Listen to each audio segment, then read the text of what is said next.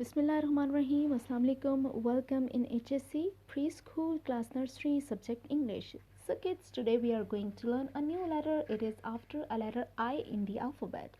And our today's new letter is J. Yes, today we are going to learn all about letter J. Letter J is the 10th letter of the English alphabet. Capital J and small j. They look different because there is a dot on the top of small j, but they make same sound, and the sound of letter J is J. Repeat after me. J. Say it again. J. Wonderful, good job. So let's find out what are words that start with letter J. Jug. J. Jug. Repeat after me. J. Jug. Juice. J. Juice. Repeat after me. J. Juice. Jam. J. Jam. Say it again. J. Jam. Jelly beans. J.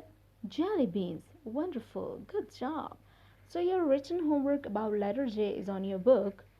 In your book, page number 43, we have vocabulary words of letter J. So let's practice together. J. Jam. J. Juice. J. Jelly bean. J. Jug. Wonderful. Page number 44.